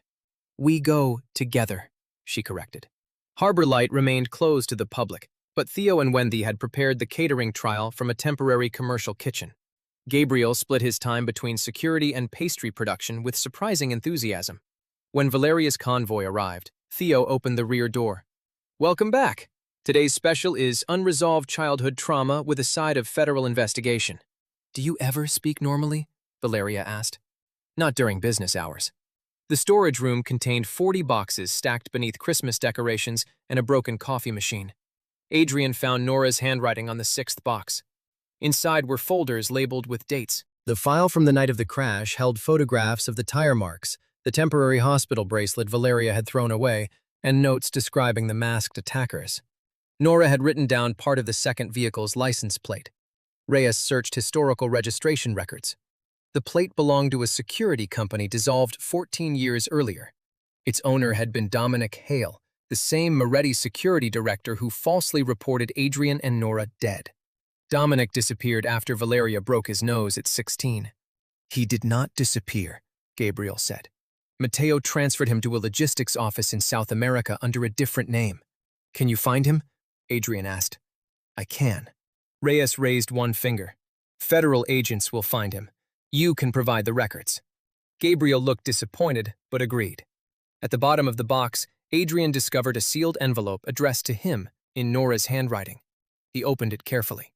"Adrian, if anyone ever asks about the girl from the crash, remember that the danger did not end when the fire went out. A man came to the cafe 2 days later. He offered money for our silence. When I refused, He said, "Powerful families correct mistakes. I hid copies of everything with someone I trust. Do not go looking unless the girl returns, because the truth may place both of you in danger." The letter included a name, Evelyn Hart, Nora's former attorney. Reyes called immediately. Evelyn was alive, retired, and living near the coast. She remembered Nora. More importantly, she still had the sealed evidence packet. By evening, federal agents recovered a cassette recording Nora had made during the visitor's threat. The voice was distorted by the old device, but one phrase was clear. "Mr. Moretti wants the child's name erased." Valeria went completely still. "My father?" Adrian looked at her. 15 years of loyalty and fear collided behind her eyes. They returned to Vittorio's hospital room with Agent Reyes. Vittorio listened to the recording twice. "That was not my order," He said. "I protected Adrian's identity, but I never threatened Nora." "Who else was called Mr. Moretti?" Reyes asked. Vittorio closed his eyes. "My brother." He finally told them the full history. 15 years ago, the Moretti Company had started leaving its criminal partnerships behind. Vittorio planned to move shipping operations into fully legitimate trade, cooperate with investigators, and place the future business in Valeria's hands. Matteo believed the transition would destroy their power. The ambush was blamed on the DeSantis family, creating years of hostility. But Vittorio had always suspected an internal betrayal. He never imagined Matteo would target a child. "I sent Valeria abroad because I thought the DeSantis faction would try again," Vittorio said. Matteo encouraged the decision. He volunteered to manage the investigation. "He controlled the evidence," Adrian said. "And he controlled the search for you," Valeria added. "Every investigator I hired through the family reported failure because Matteo saw their requests." The realization wounded her more than the assassination attempts. Her uncle had watched her search for years while deliberately leading her toward dead ends. "Why let Adrian live?" Reyes asked. "Nora copied the evidence," Vittorio answered. "Killing them after the threat might have exposed the ambush. Matteo chose to erase them administratively. Once Nora died and Adrian reappeared beside Valeria, he became dangerous again. They had motive, history, and a chain of suspicious actions. But Nora's recording did not identify Matteo by first name, and Dominic Hale remained the missing link. The succession vote was now 36 hours away. Valeria canceled every public appearance and doubled security. She also returned Adrian's encrypted phone, which had been taken during medical checks at the gala. "The bunker remains available," she said. "I know. I will not force you into it." "Thank you." She nodded and walked away. Adrian could tell she wanted him to follow. He did not. Trust could not grow if every difficult emotion ended with him surrendering his position. That evening, he searched for her to continue the conversation. He found a locked room beside her study. A card reader blinked above the handle. Apollo sat in front of it, scratching the door. "What is inside?" Adrian asked. The dog sneezed. Valeria appeared at the end of the hall. "A private archive." "About what?" She did not answer quickly enough. Adrian's stomach tightened. "About me?" "Partly." "Open it. You may not like what you see. That is not a reason to hide it." Valeria placed her palm against the reader. The door unlocked. Inside, metal shelves held hundreds of files. Maps covered one wall. Photographs of different men named Adrian Cross were pinned beside notes. The search had crossed countries and years. At the center stood a glass display containing the burned gray blanket from the hospital, a copy of the highway map, and every letter Valeria had written to Adrian but never mailed. The newest section was different. It contained photographs of Harbor Light, employee backgrounds, Adrian's financial records, medical history, old romantic relationships, and daily schedules. One file listed Madison's movements before Adrian knew she was cheating. Adrian opened it. "You knew." Valeria stood behind him. "I confirmed it the day before I approached you. You watched me walk into her apartment with a ring. My investigator did. Why didn't you warn me? I had no right to enter your life before explaining who I was." He gave a humorless laugh. "But you had the right to collect my bank statements and medical records?" "I needed to know whether approaching you would expose a threat." "You needed to know everything because uncertainty frightens you." Valeria's voice hardened. "Uncertainty gets people killed. And this violates every boundary we wrote." Most of it was collected before the agreement. That is a legal defense, not an honest one. The words hung between them. Adrian looked at the room again. Part of it was the heartbreaking record of a lonely girl refusing to forget him. The rest was proof that the woman she became still believed love justified access to every locked part of his life. "I am leaving the estate tonight," he said. Valeria's face lost all color. "No. Rule 1. No force. The vote is tomorrow. Mateo knows you are alive. Agent Reyes can place me in federal protection somewhere I choose." "Adrian, please." It was the first time she said please without being prompted. He wanted to stay. That was exactly why he needed to leave. If he surrendered every boundary because her fear hurt to witness, neither of them would ever know whether their relationship was real. "Destroy the recent surveillance files," he said. "Keep the letters and the history. Those belong to you. But my private records do not." Valeria looked at the shelves as if he had asked her to burn armor during a battle. Then she took a metal waste bin, began removing the files, and fed them into the secure shredder one by one. Adrian watched until the final page disappeared. "Gabriel will drive you to Agent Reyes," she said without looking at him. "I will not follow." He paused at the doorway. "That is a reason to return," he said. Valeria's hand stopped above the shredder. Adrian left. The task force placed him in a protected apartment above a courthouse annex. 2 agents remained outside. Apollo came with him, although Valeria had packed the dog's favorite bed and enough premium treats to survive a natural disaster. Adrian spent most of the night reading Nora's letter. At sunrise, Theo called. "I heard you escaped the mansion. I left through the front door." "That is less cinematic. Are you all right?" "I don't know." Theo became serious. "Do you trust her?" Adrian looked at Apollo sleeping on the expensive bed. "More than I did. Less than I want to." "That sounds inconveniently romantic." "How was the restaurant?" "Catering trial went perfectly. Gabriel made tiny pastries that caused 2 accountants to reconsider their marriages. We reopen when the agents approve. Stay away until after the vote. I'm at the temporary kitchen with 6 federal officers and 1 security chief who can kill a man with a piping bag. I will be fine." The call ended. 10 minutes later, Adrian received a message from Theo's number. "Come to Harbor Light alone. They have Wendy. Pass the bread." Adrian stared at the final phrase. Theo had created it as a ridiculous emergency code at the gala. Nobody else should have known. Adrian immediately pressed the location button on Valeria's encrypted phone and showed the message to the agents outside. 1 agent called Reyes. The other checked Theo's live location. His phone appeared at Harbor Light. "We secure the block before you go anywhere," the agent said. "If somebody is watching, a federal convoy may get Wendy killed.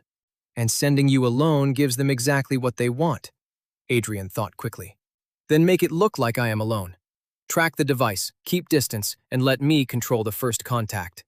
Reyes refused through the phone. Adrian did not argue emotionally. He explained the restaurant entrances, camera blind spots, roof access, and old refrigeration corridor. He proposed a surveillance perimeter and a code phrase that would trigger immediate entry.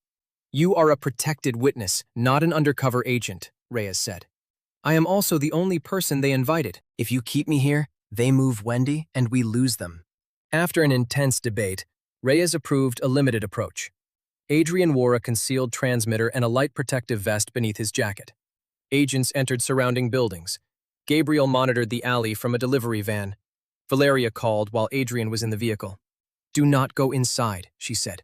"You received the signal." "I received it before Reyes called. Turn around." "We have a plan." "Plans fail." "Then trust me to adapt." Silence filled the line. "You are asking me to remain outside while you walk toward the person who tried to kill you as a child. I am asking you to respect the same courage you claim to love." Valeria breathed once, slowly. "I will be 2 blocks away." "With Agent Reyes?" "Yes." "No independent team?" "Yes." "Thank you." Her voice softened. "Come back to me. Give me a reason." I shredded the backup copies too. Despite everything, Adrian smiled. Harbor Light appeared abandoned when he arrived. The front windows were dark. The new steel rear door stood open. Adrian entered through the dining room. "Theo? Wendy?" A chair scraped in the kitchen. Theo stumbled through the doorway with his hands tied and tape over his mouth. A man behind him pressed a gun against his neck. Adrian lifted his hands. "Where is Wendy?" "Safe," Mateo said from the shadows. "She was never here. Mr. Mercer was careless enough for both of them." Theo attempted to protest through the tape. Mateo walked into the light. Luca followed him, pale and visibly nervous. 4 armed men surrounded the room. Adrian had expected Mateo. He had not expected Luca to appear voluntarily. "The federal task force is watching this building," Adrian said. Mateo smiled. "No. They are watching a looped camera feed and tracking the phone you left in the alley." Adrian felt his pocket. The encrypted device was gone.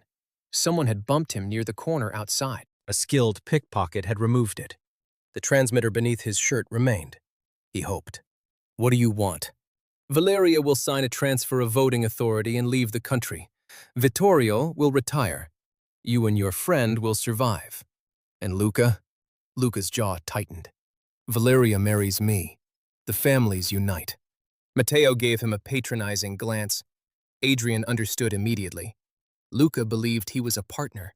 Mateo considered him disposable. "You arranged the attack 15 years ago," Adrian said. "I corrected my brother's sentimental mistake. Vittorio wanted to trade an empire for respectability and hand the remains to a little girl. I created a common enemy, strengthened our old alliances, and protected the family. By trying to murder your niece.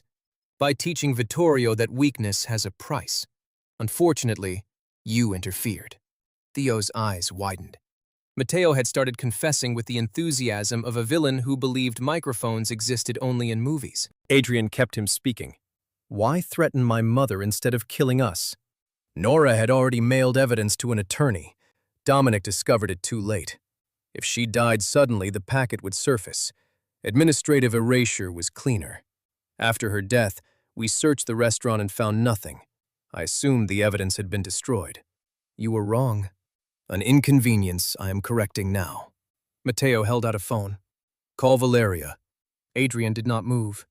The gunman shoved Theo forward.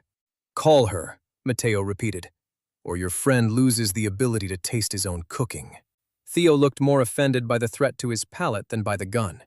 Adrian took the phone. "What do I say?" "Tell her you ignored the agents, came here alone, and need her to enter through the rear door without security. Once she arrives, she signs. She will know it is a trap. Love makes intelligent people cooperative." Adrian dialed Valeria's number. She answered instantly. "Where are you?" "At Harbor Light. Theo is here. Mateo wants you to come through the rear door, alone." Mateo frowned. "I did not tell you to say my name." Adrian looked directly at him. "You also forgot that I am terrible at following orders." He threw the phone at the nearest ceiling light. Darkness swallowed the dining room. Theo dropped flat. Adrian drove his shoulder into the gunman and shoved him over a table. Shots cracked, but the attackers could not see their targets. Adrian knew every inch of Harbor Light. He moved behind the counter, pulled the emergency release, and triggered the kitchen's fire suppression system. Chemical foam blasted from overhead nozzles. The tile became instantly slippery. 2 gunmen fell. Luca shouted. Mateo ordered everyone to stop firing. Adrian reached Theo and cut the bindings with the safety blade stored beneath the register. "Pass the bread," Theo gasped. "This is not the time." It is literally the emergency phrase. They crawled toward the cold storage corridor. One attacker grabbed Adrian's ankle. Apollo shot from beneath a booth and bit the man's sleeve. This time, no sausage distracted him. "Good boy," Adrian shouted. Apollo released the attacker, proudly accepted the praise, and then ran into the kitchen to search for actual sausage. "Partial redemption," Theo said. Mateo's men blocked the rear exit. Adrian and Theo entered the walk-in refrigerator and pushed a steel rack against the door. "You hid inside a refrigerated box?" Theo asked. "Your tactical instincts concern me. The old maintenance tunnel is behind the freezer panel." "We have a maintenance tunnel?" "Mom used it to reach the neighboring basement before the buildings were separated." They removed 2 screws with the edge of a shelf bracket and pulled the panel aside. The passage beyond was narrow, dirty, and filled with pipes. The refrigerator door shook as the attackers tried to force it open. Adrian sent Theo first.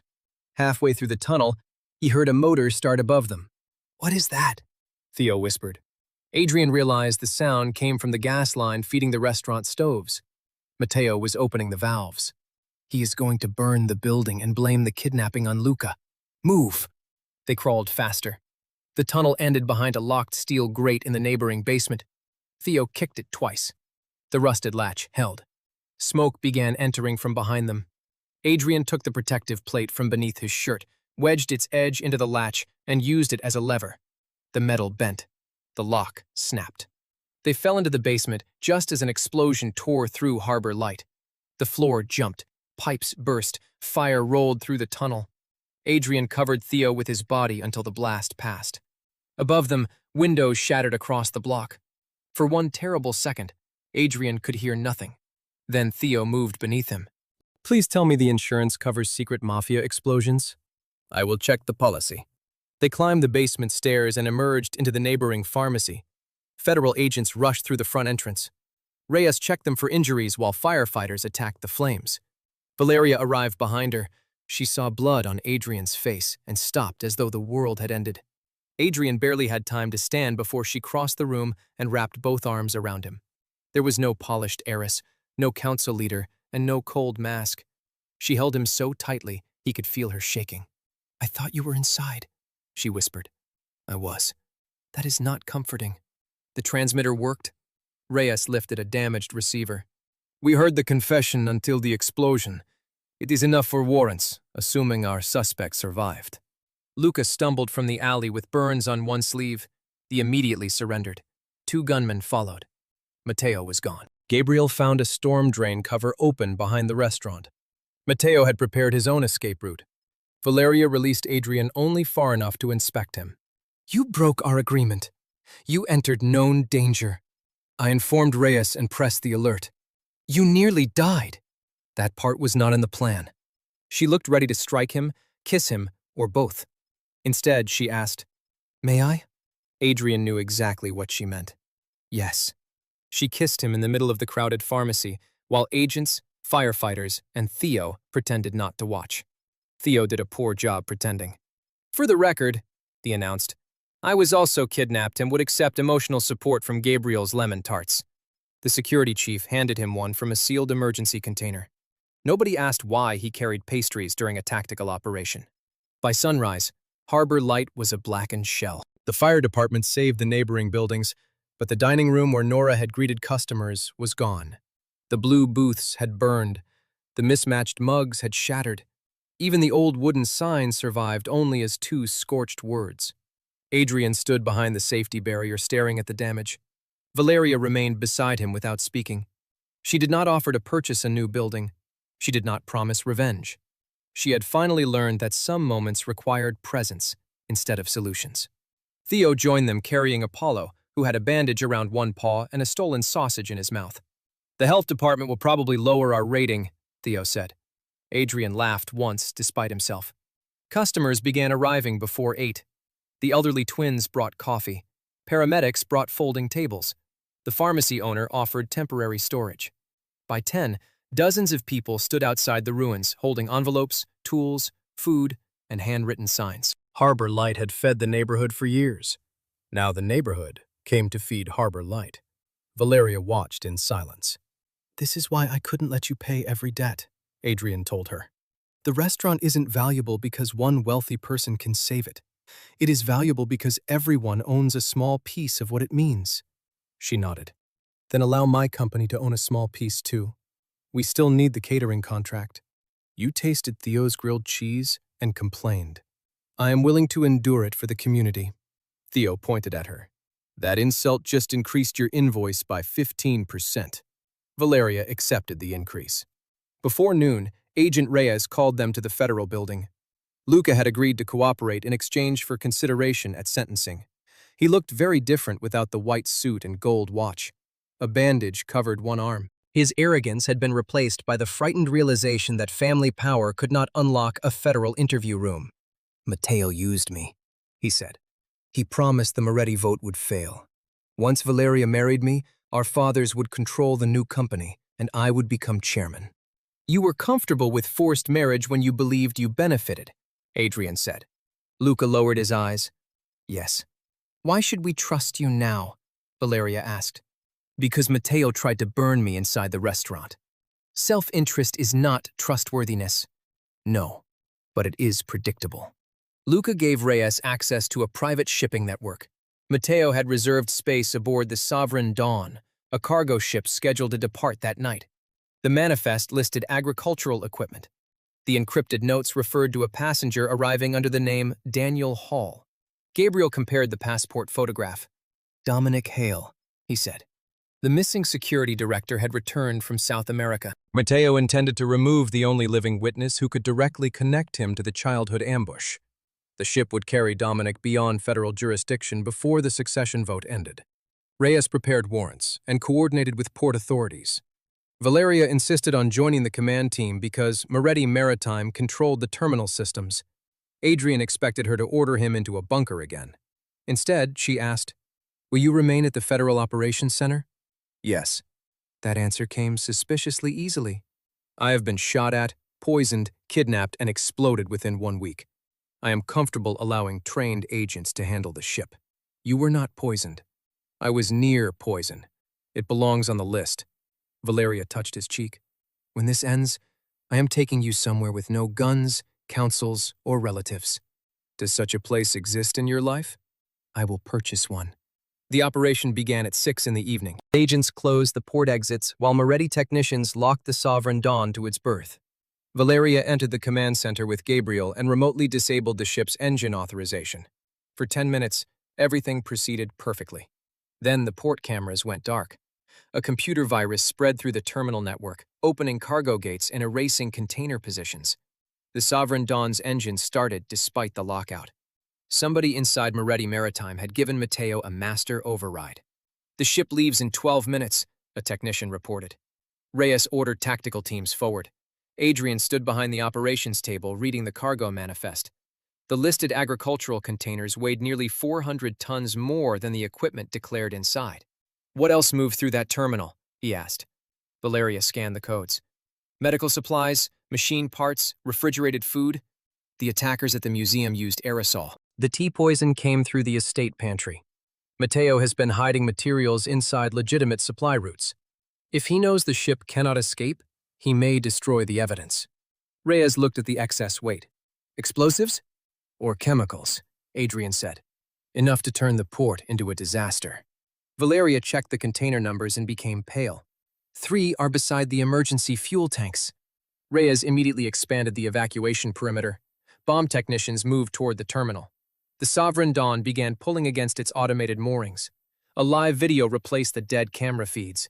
Matteo stood on the ship's upper deck with Dominic bound to a chair. Behind him, armed men guarded a control panel wired to multiple detonators. "Good evening, Valeria," Matteo said through the port speakers. "You have always been intelligent, but intelligence without obedience creates unnecessary suffering." Valeria activated the microphone. "Release Dominic and surrender. In 6 minutes your council votes. You will sign your shares and voting authority to me. The moment the transfer is confirmed, I will disable the charges and release the witness. And if I refuse, you lose the port, the witness, and several thousand employees. Adrian will learn that your principles are expensive." He had designed the choice specifically to break her. If Valeria surrendered, Matteo gained the company and could bury every crime. If she refused, innocent people might die. Adrian walked to her side. "How long would a legal share transfer take?" "With biometric authorization, 4 minutes. Can it be reversed?" "Not before he gains system access." "Then stall for 3. He pointed to the ship's schematics. The Sovereign Dawn had been converted from an older refrigerated carrier.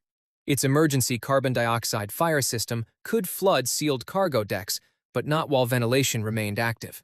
"The virus opened every cargo vent," Adrian said. "Matteo expects agents to approach from the dock. What if they enter through the water intake maintenance tunnel?" Gabriel examined the design. "The tunnel reaches the lower engine compartment. From there, they can manually close ventilation and flood the deck containing the detonator relays. Cold carbon dioxide will disable the unprotected batteries and force Matteo's men upward." Reyes contacted the tactical commander. The route was dangerous, but possible. A maritime team entered the water beneath the pier. Valeria opened the council's secure voting platform. Matteo watched through the camera as she began the transfer process. "At last," he said. You understand what leadership requires. Leadership requires knowing which sacrifices belong to you and which you have no right to demand from others, Valeria replied. Pretty words from a woman surrendering everything for a cook. Adrian leaned toward the microphone. Restaurant owner, we discussed this. Mateo's expression twisted. The biometric transfer reached 70%. Under the ship, the maritime team entered the maintenance tunnel. One agent closed the first ventilation control. Another reached the fire system. Mateo placed his hand over the detonator. Do not delay, Valeria. 85%. The tactical commander gave the signal. Valeria canceled the transfer. At the same moment, carbon dioxide blasted through the lower cargo deck. Alarm lights flashed. Detonator batteries failed, one after another. Mateo pressed the trigger. Nothing happened. Agents climbed from the engine compartment. Snipers disabled two armed guards. Dominic threw himself sideways with the chair as gunfire crossed the deck. Mateo ran toward the bridge. Charges near the fuel tanks remain active on separate circuits, a technician warned. One signal is moving. Mateo carried a manual trigger. Valeria seized a radio and headed for the door. Reyes blocked her. You stay here. He knows every secure route on that ship. I designed the renovation. Then guide my team. The virus disabled their internal maps. Valeria looked at Adrian. This was the moment when the old version of her would have disappeared without explanation and tried to control every outcome alone. Instead, she asked him, I can lead them to the bridge. Do you trust me? Adrian wanted to say no. He wanted to take her hand, leave the port, and place a locked door between them and every Moretti enemy. Then he understood her fear in a way he had not before. Protection could become selfish when it demanded that the person you loved become smaller. Yes, he said. Go. Valeria joined Gabriel and the second tactical team. They boarded through the stern as smoke rolled from the cargo vents. Adrian remained at the radio, reading the original renovation plans. He guided them around sealed compartments and toward an emergency ladder behind the bridge. 30 feet ahead, turn left at the blue pressure door, he said. Gunfire answered through the radio. Gabriel reported one agent wounded. Valeria continued climbing. On the bridge, Mateo locked the control room and armed the manual trigger. Dominic remained on the deck below, trapped, as smoke gathered around him. Adrian, Reyes said, the witness is in respiratory distress. Medics cannot reach him until the bridge is secure. The camera showed Dominic's head falling forward. After 15 years, the man who could expose the truth might die within minutes. Adrian saw a yellow emergency cabinet near the outer deck. According to the safety plan, it contained breathing equipment. There was an external ladder from the dock crane, he said. Someone could reach Dominic without entering the bridge line of fire. My teams are engaged. Adrian was already putting on a protective vest. Reyes stared at him. You promised to remain here. I promise not to join the raid. I'm joining a medical rescue after identifying the route. That interpretation is criminally creative. Dominic dies in 3 minutes. Arrest me afterward. Reyes swore, assigned 2 rescue officers, and went with him. They climbed the dock crane and crossed a maintenance arm above the water. The ship moved beneath them, pulling one mooring line free. Adrian descended to the deck and reached Dominic. The older man was barely breathing. Adrian opened the cabinet, placed an oxygen mask over his face, and cut the restraints. Dominic's eyes opened. Nora's boy, he whispered. Save your breath. Mateo kept the original order in his coat. He always keeps proof against partners. A shot struck the cabinet beside Adrian. Mateo stood on the bridge balcony with the trigger in one hand and a pistol in the other. You should have stayed erased, he shouted. Adrian pulled Dominic behind the steel cabinet.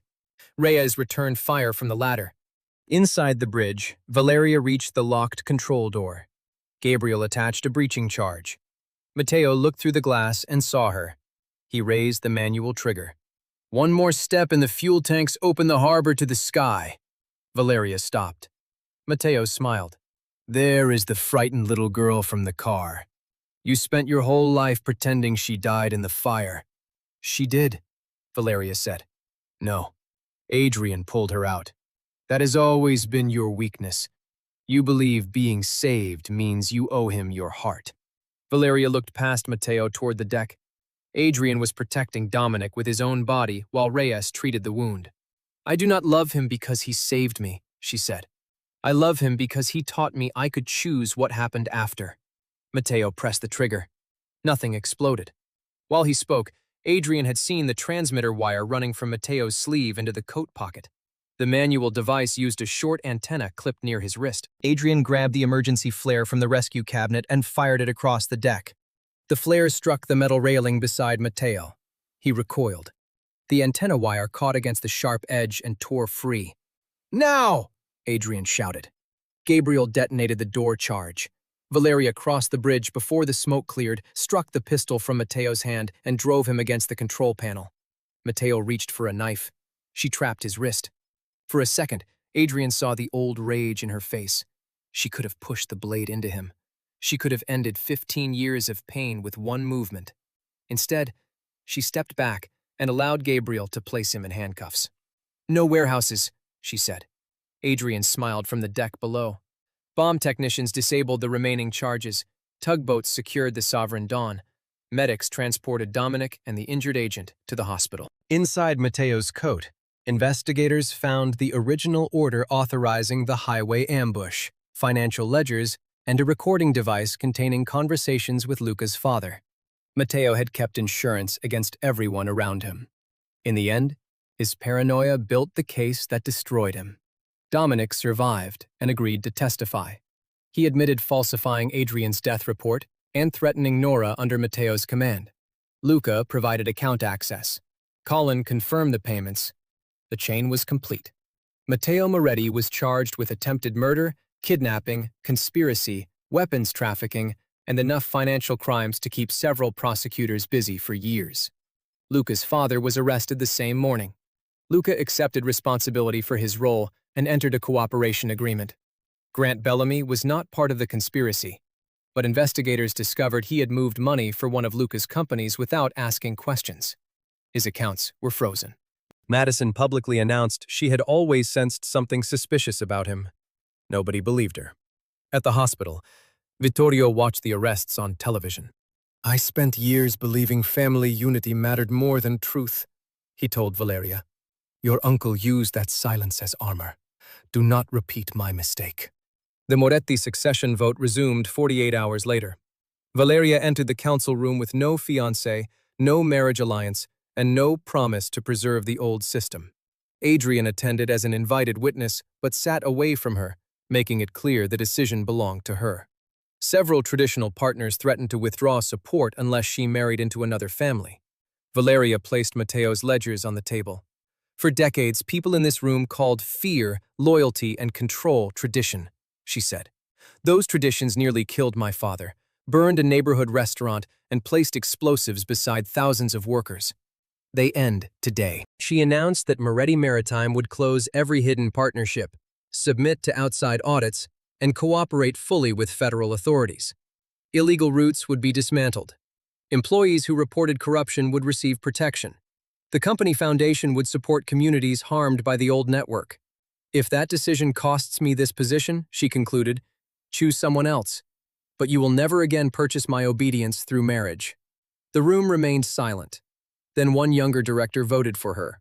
Vittorio's oldest partner followed. The head of the Workers' Pension Trust added a third vote.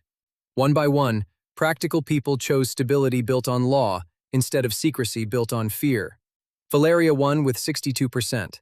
Her first action as chairwoman was to remove every clause connecting leadership to marriage. Her second was to sign the independently evaluated Harbor Light catering contract. Adrian checked the price before accepting. "You increased it," he said. "Theo imposed a 15% insult fee." "That sounds legitimate." Outside the council room, Valeria stopped him beside the staircase. "It is over," she said. "The dangerous part?" "The part where I need a husband for the vote." Adrian waited. For the first time since their reunion, Valeria looked uncertain about what came next. "You are free to return to your life," she said. "There will be security until the trials end, but it will answer to Agent Reyes. I will not track you. I will not purchase your building. I will not announce an engagement." "You make that sound painful." "It is extremely painful." "Good. Growth is a process." She almost smiled, then became serious again. "Are you leaving?" Adrian thought about Harbor Light, the highway fire, the locked archive, the shredded files. and the moment Valeria chose handcuffs instead of revenge. "I am going back to rebuild my restaurant," he said. Her face became still. "And tomorrow evening, if you are available, I would like to take you to dinner. No guards at the table, no counsel, no marriage documents. Just dinner." Valeria blinked. "You are asking me on a date?" "That depends. Are you capable of attending one without an armored convoy?" "I can reduce it to one vehicle." "A normal vehicle." "Define normal." "This may require several dates."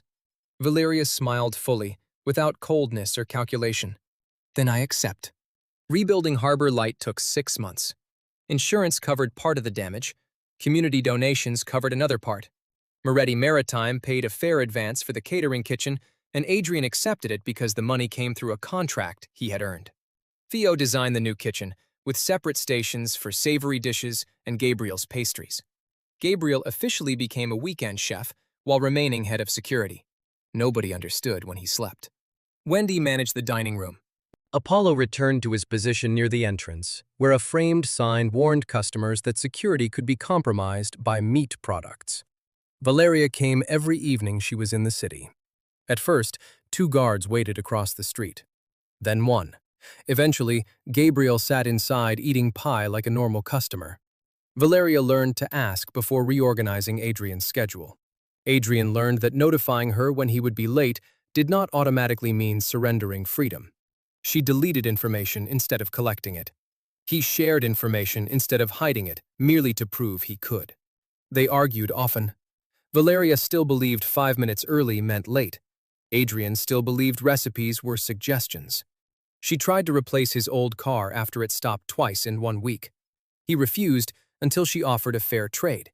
She could choose a safe model if he taught her to cook 3 meals without staff assistance. She mastered all 3 meals in 4 days and purchased a modest black sedan with reinforced doors. "This is not normal," Adrian said after tapping the glass. "It has cup holders." He kept it. Madison visited the restaurant once after reopening. There were no cameras and no dramatic speech. She apologized for the affair and the public accusations. Adrian accepted the apology without offering another chance. "I hope you become someone you respect," he told her. Then he returned to the kitchen, where Valeria was losing an argument with a bag of flour. 1 year after the kidnapping, Adrian drove her to the old Northern Highway.